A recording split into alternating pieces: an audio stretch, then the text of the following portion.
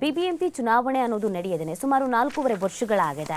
So Covid ಆಯಿತು, ಅದಾದಮೇಲೆ ನಾವು ಗ್ರೇಟರ್ ಬೆಂಗಳೂರು ಅನ್ನುವಂಥ ನಿರ್ಧಾರಕ್ಕೆ ಬಂದರು. ಹೊಸ ಮಸೂದೆಯನ್ನು ಜಾರಿಗೆ ತರಬೇಕು ಅನ್ನುವಂಥದ್ದನ್ನು ಯೋಚನೆ ಮಾಡಿದ್ರು. ಬೆಂಗಳೂರು ದೊಡ್ಡದಾಗ್ತಾ ಇದೆ, ಹಾಗಾಗಿ ನಾವು ವಿಭಜನೆಯನ್ನು ಮಾಡಲೇಬೇಕಾಗತ್ತೆ, ಒಂದು ಸುಭದ್ರವಾದ ಸಮರ್ಪಕವಾದಂಥ ಆಡಳಿತವನ್ನು ಕೊಡೋದಕ್ಕೆ ಅನ್ನುವಂಥ ನಿಟ್ಟಿನಲ್ಲಿ ಇಷ್ಟು ದಿನ ಜಟಾಪಟಿ ಆಯಿತು. ಹಾಗಾಗಿ 4.5 ವರ್ಷದಿಂದ ಚುನಾವಣೆ ಅನ್ನೋದು ಆಗಿಲ್ಲ. ಇದು ಸಹಜವಾಗಿ ಒಂದಷ್ಟು ಅಸಮಾಧಾನಕ್ಕೂ ಕೂಡ ಕಾರಣವಾಗಿತ್ತು. ಸುಪ್ರೀಂ ಕೋರ್ಟ್ಗೂ ಕೂಡ ಮನವಿಯನ್ನು ಮಾಡಿಕೊಳ್ಳಲಾಗಿತ್ತು, ಎಲೆಕ್ಷನ್ ನಡೆಯುವಂತೆ ಸರ್ಕಾರಕ್ಕೆ ಸೂಚನೆಯನ್ನ ನೀಡಿ ಅಂತ. ಫೈನಲಿ ಒಂದು ನ್ಯೂಸ್ ಸಿಗ್ತಾ ಇದೆ, ಸೆಪ್ಟೆಂಬರ್ಗೆ ವಿಭಜಿತ ಪಾಲಿಕೆಗಳಿಗೆ ಚುನಾವಣೆ ನಡೆಯುವಂತ ಸಾಧ್ಯತೆ ಇದೆ ಅಂತ. ಕಮಿಂಗ್ ಸೆಪ್ಟೆಂಬರ್ ಬರುತ್ತಲ್ಲ, ಆ ಸಂದರ್ಭದಲ್ಲಿ ಬಿಬಿಎಂಪಿಗೆ ಚುನಾವಣೆ ನಡೆಸುವಂತ ನಿಟ್ಟಿನಲ್ಲಿ ಸರ್ಕಾರದ ಕಡೆಗಿಂದ ಸಿದ್ಧತೆಯನ್ನ ಮಾಡಿಕೊಳ್ಳಲಾಗ್ತಾ ಇದೆ. ಫೈನಲಿ ಈ ನಿರ್ಧಾರಕ್ಕೆ ಬಂದಿದ್ದಾರೆ ಅನ್ನೋದು ಗೊತ್ತಾಗ್ತಾ ಇದೆ. ಸೊ ಕಾಂಗ್ರೆಸ್ ಇದಕ್ಕೆ ಸಂಬಂಧಪಟ್ಟಂತೆ ಸಿದ್ಧತೆಯನ್ನ ಮಾಡಿಕೊಳ್ಳಲಾಗಿದೆ. ಬಟ್ ವಾರ್ಡ್ ಅನ್ನ ವಿಂಗಡಿಸಿ 3ರಿಂದ 5 ಪಾಲಿಕೆಯನ್ನ ರಚನೆ ಮಾಡುವಂತ ಸಾಧ್ಯತೆ ಇದೆ ಅನ್ನೋದು ಕೂಡ ಇಲ್ಲಿ ಗೊತ್ತಾಗ್ತಾ ಇದೆ. ಬಿಬಿಎಂಪಿ ಚುನಾವಣೆಯನ್ನು ನಡೆಸೋದಕ್ಕೆ ಸರ್ಕಾರ ಕೊನೆಗೂ ಮುಂದಾಗಿದ್ದು, ಆದರೆ ಹಾಲಿ ಇರುವ ಬಿಬಿಎಂಪಿ ವ್ಯಾಪ್ತಿಗೆ ಹೊಸ ಪ್ರದೇಶಗಳನ್ನು ಸೇರ್ಪಡೆ ಮಾಡಿ 3ರಿಂದ 5 ಪಾಲಿಕೆಗಳನ್ನಾಗಿ ವಿಂಗಡಿಸಿ ಚುನಾವಣೆಯನ್ನು ಮಾಡೋದಕ್ಕೆ ಸರ್ಕಾರ ಮುಂದಾಗಿದೆ. 2020ರ ಸೆಪ್ಟೆಂಬರ್ನಲ್ಲಿ ಚುನಾಯಿತ ಪ್ರತಿನಿಧಿಗಳ ಅವಧಿ ಮುಗಿದ ನಂತರ ಬಿಬಿಎಂಪಿಗೆ ಚುನಾವಣೆ ನಡೆಸಲಿಲ್ಲ.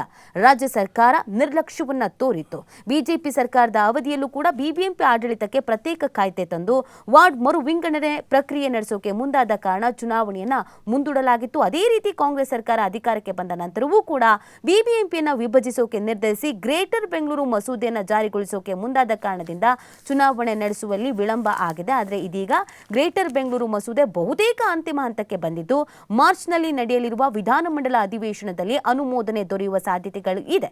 ಈ ಹಿನ್ನೆಲೆಯಲ್ಲಿ ಈ ವರ್ಷದ ಆಗಸ್ಟ್ ಅಥವಾ ಸೆಪ್ಟೆಂಬರ್ನಲ್ಲಿ ಬಿಬಿಎಂಪಿಗೆ ಚುನಾವಣೆ ನಡೆಸೋಕೆ ಸರ್ಕಾರ ಆಸಕ್ತಿ ತೋರಿದ್ದು, ಆ ಕುರಿತಂತೆ ಸುಪ್ರೀಂ ಕೋರ್ಟ್ಗೂ ಕೂಡ ಅಫಿಡವಿಟ್ ಅನ್ನು ಆಲ್ರೆಡಿ ಸಲ್ಲಿಕೆ ಮಾಡಲಿದೆ. ಸೊ 3ರಿಂದ 5 ಪಾಲಿಕೆ ರಚನೆ ಮಾಡಬೇಕು ಅನ್ನುವಂಥ ತೀರ್ಮಾನಕ್ಕೆ ಬಂದಿದೆ. ನೋಡಿ, 223 ವಾರ್ಡ್ಗಳನ್ನು ರದ್ದು ಮಾಡಿ ಹೊಸದಾಗಿ ವಾರ್ಡ್ಗಳ ರಚನೆ ಕಾರ್ಯ ಮಾಡಲಾಗತ್ತೆ.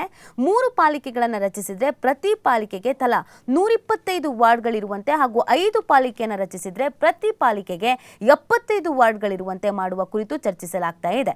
ಮಾರ್ಚ್ನಲ್ಲಿ ಗ್ರೇಟರ್ ಬೆಂಗಳೂರು ಆಡಳಿತ ವಿಧೇಯಕ 2024ಕ್ಕೆ ಅನುಮೋದನೆ ದೊರೆಯುತ್ತೆ. ಏಪ್ರಿಲ್ನಲ್ಲಿ ಅದಕ್ಕೆ ಅಗತ್ಯವಿರುವಂಥ ನಿಯಮವನ್ನು ರೂಪಿಸಲಾಗುತ್ತೆ.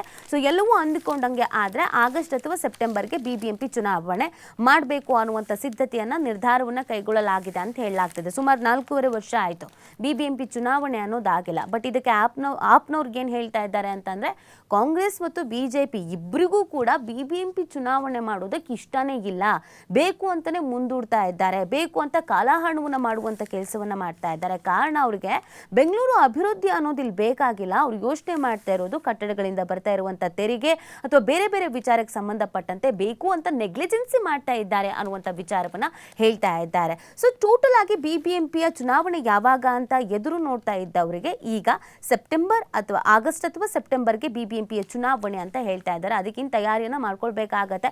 ಸಹಜವಾಗಿ ಬಿಜೆಪಿ ಅವರು ಕೂಡ ನೆನ್ನೆ ಕೋರ್ಟ್ ಮೆಟ್ಟಿಲೇರಿದ್ರು, ಇಲ್ಲ ಚುನಾವಣೆ ನಡಿಬೇಕು ಅಂತ ನೀವು ಸರ್ಕಾರಕ್ಕೆ ಒಂದು ಸೂಚನೆಯನ್ನ ಕೊಡಲೇಬೇಕು ಅಂತ. ಸೊ ಫೈನಲಿ ಇದಕ್ಕೆ